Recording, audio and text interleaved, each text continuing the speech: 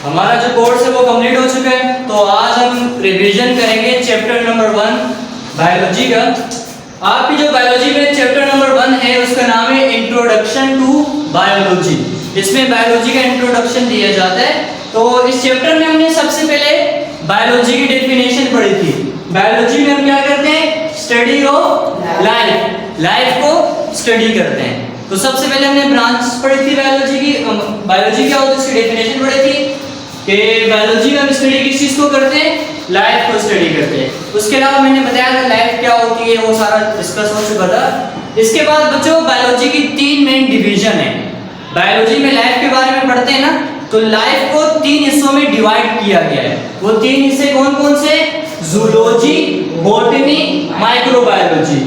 Zoology में हम ऐसी लाइफ के बारे में पढ़ते हैं जो एनिमल्स में पाई जाती है। बॉटनी में ऐसी लाइफ के बारे में पढ़ते हैं जो प्लांट्स वगैरह में पाई जाती है। और माइक्रोबायोलॉजी में हम ऐसे लाइफ के बारे में पढ़ते हैं जो छोटे छोटे जानदारों के अंदर पाई जाती है, जैसे बैक्टीरिया। तो बायोलॉजी की definition study of life, 3 branches, botany, zoology and microbiology. इसके बाद बेटा आपकी बायोलॉजी में 15 ब्रांचेस हैं। कितनी ब्रांचेस हैं?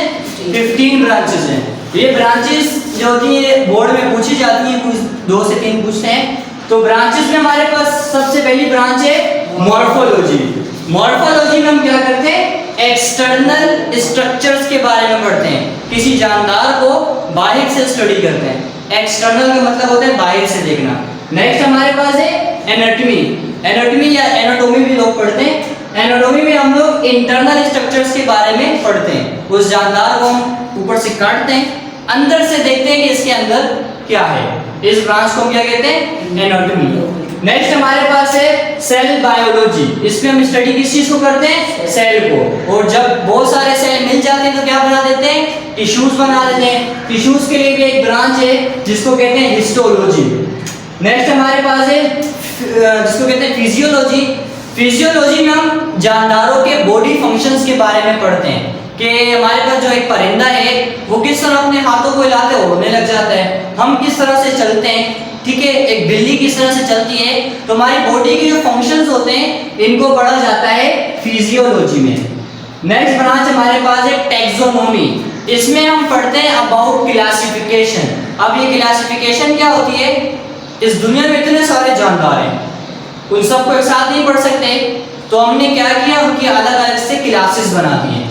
एनिमल्स की, जैसे इंसानों की अलग क्लास है, बर्ड्स की अलग क्लास, फिशेस की अलग क्लास। ये जो हम अलग अलग क्लासेस बनाते हैं इसकी भी बायोलॉजी की एक ब्रांच है जिसको कहते हैं टैक्सोनॉमी।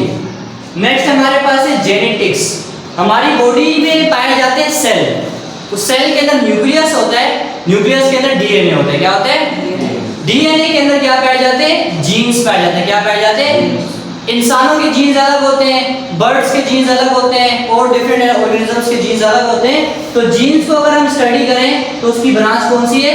जेनेटिक्स। नेक्स्ट हमारे पास है डेवलपमेंटल बायोलॉजी।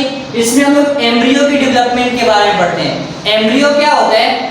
एम्ब्रियो होता है कि हमारे पास इस दुनिया में जो हम देखेंगे 2 टाइप्स के ऑर्गेनिज्म होते हैं, मेल एंड फीमेल। अपनी एग्जांपल लेते हैं। हमारी जो स्पीशीज, हम इंसानों में एक मेल होता है, एक फीमेल होता है। मेल की बॉडी में स्पेशल कुछ सेल्स होते हैं जिनको स्पर्म कहा जाता है, और फीमेल की बॉडी में एग होता है। जब स्पर्म और एग मिल जाते हैं तो उससे बनता है एम्ब्रियो। क्या बनता है? एम्ब्रियो। एम्ब्रियो फिर 8 से 9 मंथ के बाद एक मुकम्मल जानदार बन जाता है। तो एम्ब्रियो से लेकर मुकम्मल जानदार बनने तक जो चेंजेस होती हैं उसको हम पढ़ते हैं डेवलपमेंटल बायोलॉजी में। नेक्स्ट हमारे पास है एनवायरमेंटल। एनवायरमेंट का मतलब क्या होता है? माहौल। तो इस ब्रांच में हम लोग माहौल के बारे में पढ़ते हैं। इस पूरी दुनिया का माहौल एक जैसा ही है, हर जगह का माहौल अलग होता है। नेक्स्ट हमारे पास कौन सा है बेटा? पैलेंटोलॉजी। इस ब्रांच में हम पढ़ते हैं ऐसी चीजों के बारे में जो पहले कभी थी और अभी नहीं है। तो ऐसी चीजों को हम कहते हैं फॉसिल्स। क्या कहते हैं? फॉसिल्स।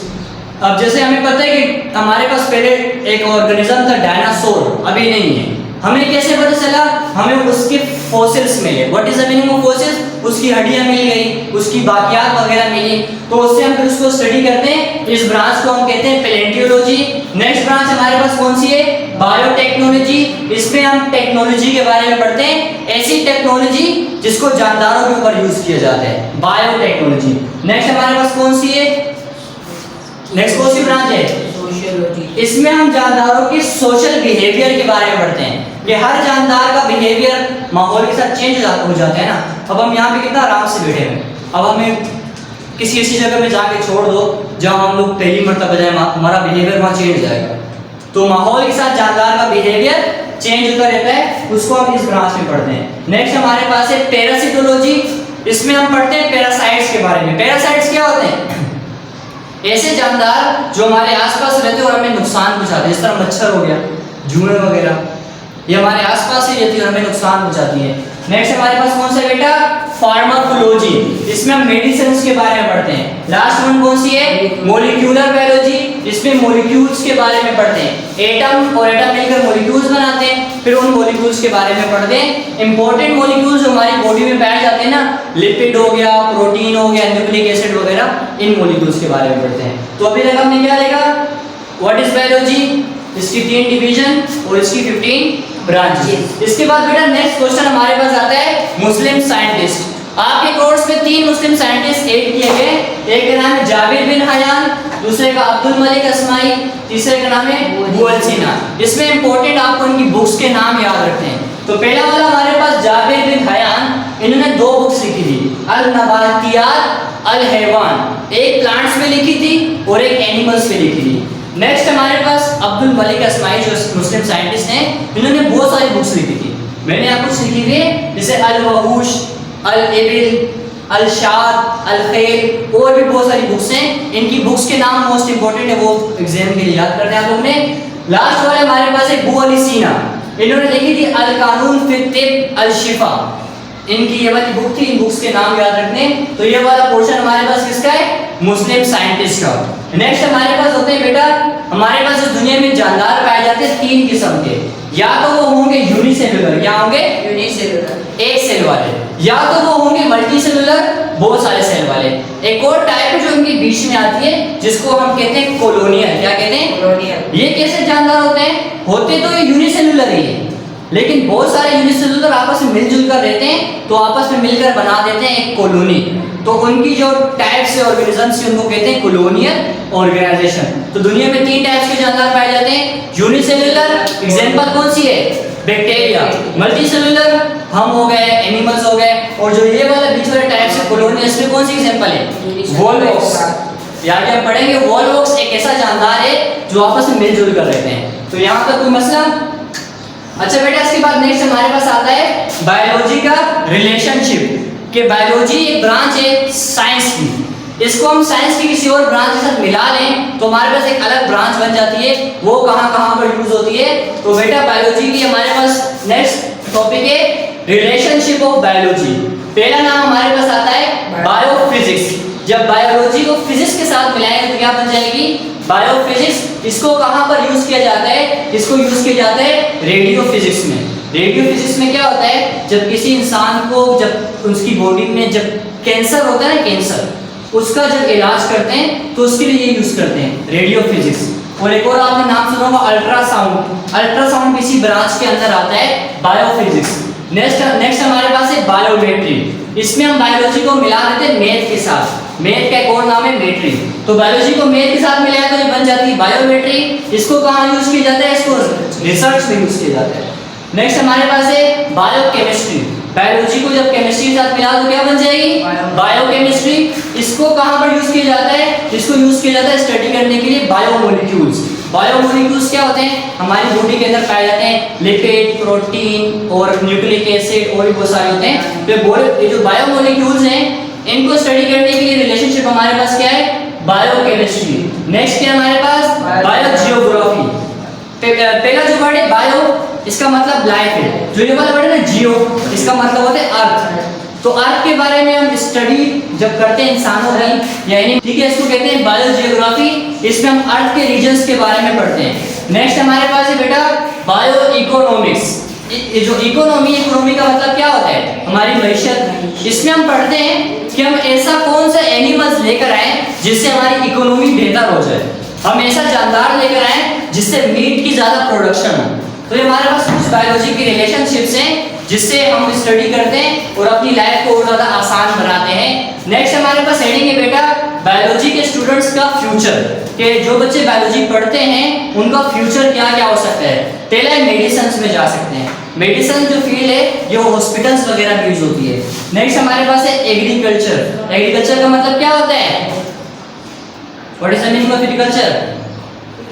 आजकल तो हमारे आमतौर पर आसपास तो इतना आम नहीं है, लेकिन पुराने जमाने में लोगों के पास होते थे खेत, वो उसमें करते थे खेती बाड़ी, इसको कहते हैं एग्रीकल्चर। बीज लगाना, बीज से प्लांट निकलेगा उसको बेचेंगे, इसको एग्रीकल्चर कहते हैं। नेक्स्ट हमारे पास है बेटा फॉरेस्ट्री। फॉरेस्ट्री भी जो है ये भी एग्रीकल्चर में ही आते हैं। नेक्स्ट हमारे पास कौन सी है, फॉरेस्ट्री। इसमें हम हमारे पास फॉरेस्ट के बारे में पढ़ते हैं। व्हाट इज फॉरेस्ट, जंगलात के बारे में पढ़ते हैं कि हमारे पास जंगलात हैं, इनको कैसे महफूज रखा जाए, ठीक है, इनके बारे में पढ़ते हैं। नेक्स्ट हमारे पास है एनिमल हाउसबेंड्री। एनिमल हाउसबेंड्री का मतलब ये होता है एनिमल्स को लाके रखना, उनको पालना, उनको फिर वो जो बड़े होंगे बच्चे वगैरह देंगे उनको बेचने से हमें फिर पैसा मिलेगा। लास्ट वन क्या है बेटा, फिशरीज। इसमें हम बहुत सारी मछलियां लेकर आते हैं, उनको पालते हैं, उनके अंडे होते हैं बच्चे वगैरह, उससे हम बेच के, ये सब चीजें वो हैं जो बायोलॉजी के स्टूडेंट बाद में जाके ये काम कर सकते हैं। और भी बहुत सारे। अच्छा बेटा इसके बाद इंपॉर्टेंट चीजें हमारे पास स्टार्ट हो जाती हैं। आपकी बुक में पहले चैप्टर में 4 टाइप्स के ऑर्गेनिजम्स को ऐड किया गया है। पहला हमारे पास है मस्टर्ड प्लांट, इसको स्पीड में हम देखते हैं, कवर करते हैं। मस्टर्ड प्लांट का बायोलॉजिकल नेम क्या है, ब्रासिका कैम्पेस्टिस। इसके अलावा आमतौर पर इसको क्या कहा जाता है, सरसों। इसका जो प्लांट है कौन से मौसम में लगता है, विंटर सीजन में लगता है। इससे ऑयल निकाला जाता है, वेजिटेबल के लिए यूज होता है। इसकी हाइट कितनी हो सकती है, 1 से लेकर 1.5 मीटर तक इसकी हाइट हो सकती है। नेक्स्ट हमारे पास बेटा फ्रॉग, इसका बायोलॉजिकल नेम राना टिग्रीना। इसके अलावा ये पानी और जमीन दोनों जगह में पाई जाती है। इसकी बॉडी में हेड होती है और होते हैं ट्रंक, नेक नहीं होती। जो मेंढक होती है ना उसकी ये नेक नहीं होती, हेड और ट्रंक, जो नीचे वाला एरिया इसको हम कहते हैं ट्रंक, और हेड होता है, नेक नहीं होती। इसके अलावा फ्रॉग के पास क्या होता है, ऑर्गन सिस्टम, जिस तरह हमारे पास ऑर्गन सिस्टम होते हैं। और इसके बाद नेक्स्ट हमारे पास है अमेबा। अमेबा एक यूनिसेलुलर है, वाटर के अंदर पाया जाता है। इसकी बॉडी का साइज 0.25 mm तक हो सकता है। इसकी बॉडी की शेप कैसी होती है, इरेगुलर होती है। नेक्स्ट बेटा इसके पास न्यूक्लियस होता है, वैक्यूल होता है, माइटोकॉन्ड्रिया होता है, और अमेबा मूवमेंट करता है with the help of pseudopodia. Last हमारे पास ऑर्गेनिज्म है volvox. Volvox is a green एल्जाइन। और मैंने बताया था वॉलवॉक्स जो होता है वो किस तरह पाया जाता है, वो मिलजुल कर रहते हैं, वो कॉलोनी बना कर रहते हैं। इसके अलावा वॉलवॉक्स के एक सेल के पास 2 फ्लैजेला होते हैं, ये मूवमेंट में हेल्प करते हैं। ये वॉलवॉक्स का एक सेल होता है ना, इसमें इसके पास 2 फ्लैजेला होते हैं, ये मूवमेंट में हेल्प करते हैं, नॉट हार्मफुल। वॉलवॉक्स हमारे लिए कोई नुकसानदेह नहीं है। लास्ट टॉपिक हमारे पास बेटा इसमें है लेवल ऑफ ऑर्गेनाइजेशन। इसमें बताया जाता है कि दुनिया किस तरह से बन गई। तो हमारे पास दुनिया की सबसे छोटी चीज एटम है।